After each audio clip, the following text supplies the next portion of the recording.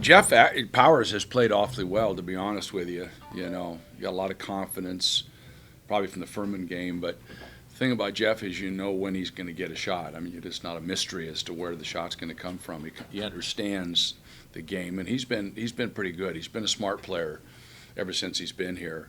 Um, Is it a matter of him understanding what he can't do also? well, that's a part of it. I mean, he can't get carried away. He's a really good shooter, but more than that, I was able to say, Jeff, play here in the pressure, and he just didn't bat an eye. He just went over and played there, or play the top in the zone, or go over here, and he gets all that. Whereas some of the other younger players, they get pretty frazzled when that happens. They're just not sure what to do. Jeff's able to fit into a lot of different spots. Whenever we've played against the Princeton stuff, which we will see Saturday against Oregon State, Jeff's always the key member of the, John and Jeff are the two guys, because John taught it in the 1 year he's at Furman, and Jeff ran it for 14 years at De La Salle. So he knows exactly what to do, and he can, give you a pretty good picture of it. We used to put Brandon in that last year, and we could actually get it run pretty well. Uh, so, it's been good that we've been able to get that. Sam's been able to help us a little bit. Ty's been playing the three, so I mean we don't have a choice. And Christian hadn't done anything, and then all of a sudden he played 12 minutes and got 4 rebounds for you. yeah, Talk and about the conversation you guys had. well, he just came in and said, I haven't been playing hard enough. I've been using my knee as an excuse. And he said, I understand that. He said, can we just start with a clean slate? So I said, sure, But I said, what the proof's going to be in the pudding. You saying that doesn't mean anything to me unless you go follow it up. So he's been, he had won a sprint like that week in practice, and done a couple things that you looked and said, oh, I hadn't seen him do that before. So he's obviously moving better. And he too doesn't need to do more than just what he's capable of, and just understand what we're trying to do, set a good screen, block off, get a rebound, things of that nature. Again, as a third-year player, he should be able to do that versus maybe a freshman who doesn't know all that stuff. Those seemingly small contributions add up to what for your team? Oh, shoot. It's immeasurable. You don't need everybody being the guy. Justin made shots at the end. Richard was rebounding the ball. Ty, first half, carried us. You don't need two or three guys really doing that kind of thing. If the other people can complement that, then you're fine. You don't need all five guys that have to be able to be looking shots and all those kinds of things. This season, Tyrone I guess he's been in the three different positions, right? Both guards and the three. Would you say he's your most versatile player in terms of what he can give you? Well, he's got size, which allows him to play the three successfully, I think. He's always been a real good rebounder from the guard position. So having a guy that, truthfully, he should be going to the glass, and there's probably others that don't need to go to the glass, that he should go, because he's a good rebounder from the guard position. So he fits into that three pretty easily. And he's played some point for us because, again, he's bigger and he can get into the paint. So it helps to have guys like that can do that. There's no reason why a guard shouldn't be able to do that. But he has the ability to play more than one position, which is what we've had to have, because the injury thing has put us in a lot of awkward spots. What's your take on what you've seen in Oregon so far? It's like different personnel than a year ago, obviously.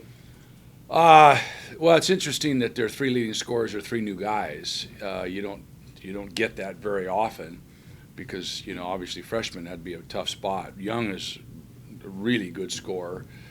Moser has been considered. He didn't have a great year at Vegas, but he's come out now, and he's a stretch four, if you will, that they go to late. The other kid, Khalil's or whatever his name is, he's a really good shooter. So, they're getting a lot of mileage out of people that a year ago you wouldn't have anticipated them having. How hard is it to develop chemistry in a team where you have all new guys? Well, their pressure, zone pressure, back zone, run the floor. They're trying to get a lot off of running the floor. There are a lot of isolations, brush stuff. I don't think the offense is extremely intricate. They run hard cuts. I think for him, he does a great job of getting them to play hard. If they don't cut hard, defend hard, they don't play. So that's easy to do. Well, he's got absolutely. He's probably got, if anything, too much as far as trying to keep guys happy. Ben Carter, DA starter last year. It's hard. DA's having a hard time finding time. Little guard is just doing. He gives him a real dimension. He's a great defender. He really pushes the ball. They got a lot of guys. Oregon's leading the conference in scoring, and you're among the leaders in scoring defense. What happens when those two clash? Is it one Somebody's matter of going to one- win and somebody's going to lose. Oh, yeah, okay. But is it a matter of one team imposing its will on the other, or Well- you have two different styles that clash? What's Obviously, they probably get up and down the floor as fast as any team in the league. They are very, very fast getting up and down the floor. They'll get it out after a make, and bam, they'll run it up. It's primarily because that little guard that's so doggone fast with the ball. And so they really pass advance. They get a lot of stuff off pass advance. And so I would think that probably, obviously, if we give up what we've been giving up, I think we have a pretty good chance to win. If they get what they've been getting, they have a great chance to win. The truth will lie somewhere in between. But I don't worry too much about that. That's just a number. We're just trying to minimize what they're trying to do. They're very good pass advance. Dodson on a pull, Young on a pull, isolations. They can really shoot the ball in that situation. We've got to minimize that. At the same time last year we won 46-42 or something, right? and they didn't shoot the ball well at all. So you'd love to duplicate that, but I doubt that will be the case. What's the latest on Jabari? Out. Do you have any sense of how long it'll be? Out of the Oregon game or both games? Out. And still 2 to 3 weeks away on Ricky. Ricky's probably going to surprise some, based on what they said originally, because you knew exactly what he had. But he might surprise. I'm guessing he'd be chomping at the bit to try to do something earlier rather than later. But Not this week. no. And are you worried that Jabari could be several more weeks, or do you have any idea? If he doesn't start doing something, it could be a long time.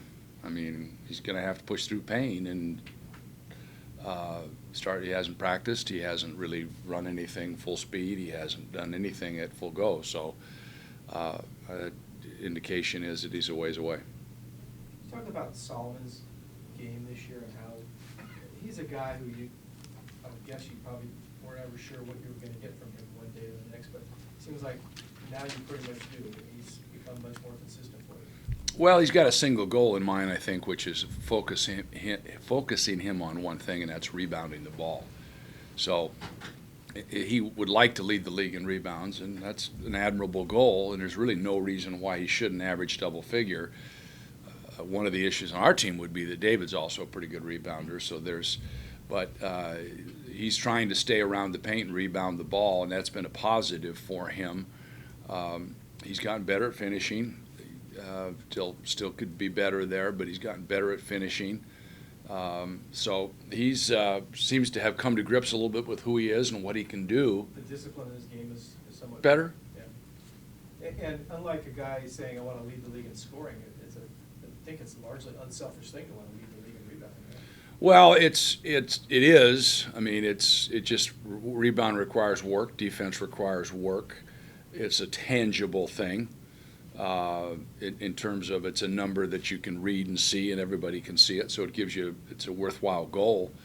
Offensive rebounds are extremely valuable if you can get offensive rebounds. He's obviously better on the defensive glass. When he's down in there, he can go get the ball. So it's something that's tangible for him, and he's kind of set his mind that it's something he can do, and it's been good for us. Justin said he was teasing the other day saying, you should have been doing this for 4 years. There's a lot of freshmen you could be saying that to, different things. But it's good for us. He's rebounded the ball well. We'd like him to stay out of foul trouble. He has a tendency to pick up the cheap foul. In fact, I would say as a group, we have a tendency to pick up the cheap foul. Amped up and gets off his feet a little bit too easy of a day. Well, it's a little bit of understanding how the game's going to be called. You can get away with a lot of stuff, it seems, if you do certain things in a certain way, but yet you can also do very little and get foul called, and that's a huge differentiation. And so we've got to learn how to play. I'm not trying to necessarily be physical, but there is a way that you can be a little more aggressive and not get fouls called, or there's a way you can be actually fairly non-aggressive and get fouls called. We seem to be caught in that second deal a little bit.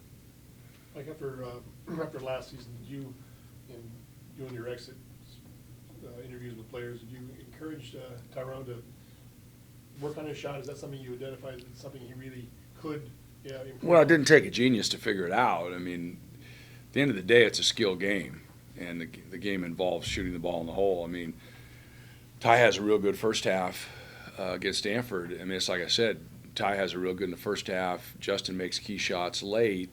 So it didn't require everybody to do everything. It just required the right people to do things at the right time. We made more free throws than not. I think that really hurt Stanford. A lot of their momentum was taken away by missed free throws. So we just did what we needed to do, and that's kind of the name of the game.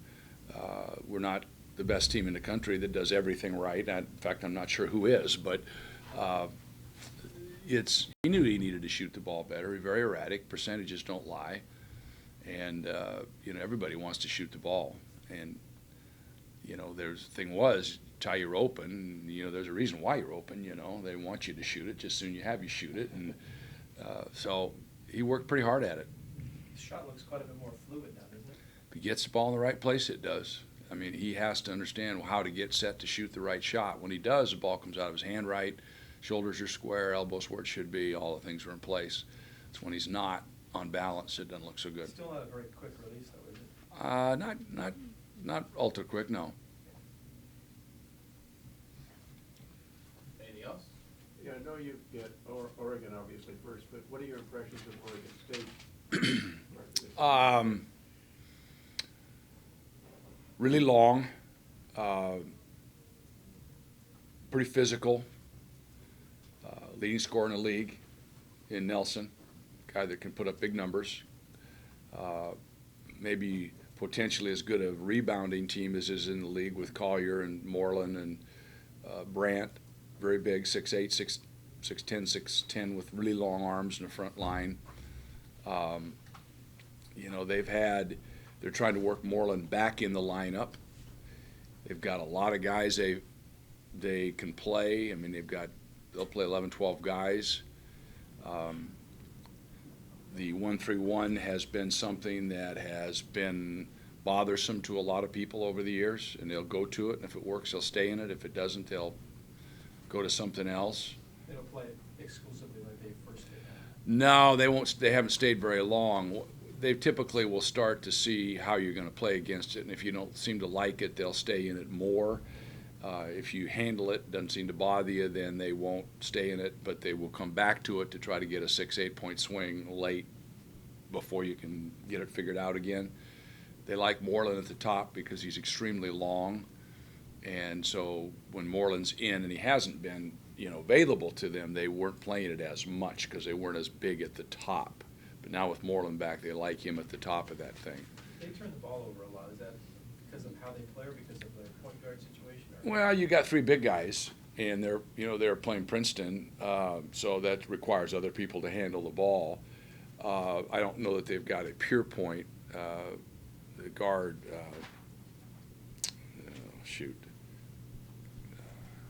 Callie or Callie Barton. He's probably a little more of a combo, and Nelson's probably a little more of a wing. So, they don't have the pure handler, and they're trying to run that a little bit. And rather than have Schaftenauer at the top in that Princeton motion, they've got Brandt, who's not played up there before. So, and they played Burton up there before, who's a very clever handler. So I think it's just that, and they're playing a lot of players. They are playing a lot of different guys. Is that challenging is that to be this weekend's games, playing against teams with two distinct offensive styles? Is that Well, they both are going to press and they're both going to zone. So the zone part's going to be critical to be able to attack a zone. Anytime you play Princeton, it's obviously different than anything else anybody plays. So the fact that we've played against it a number of times, played Denver, played it earlier, we have a fair idea of how to play it. It's hard to, freshmen aren't going to figure that out in one game, but we have a pretty good idea of what they're trying to do. Oregon's 2-3 that they run with those cutters, if you, again, repetition, freshmen will fall asleep, get burned, but recovery, taking care of the ball, not giving them fast break stuff, making them play in the half court, for both teams is critical.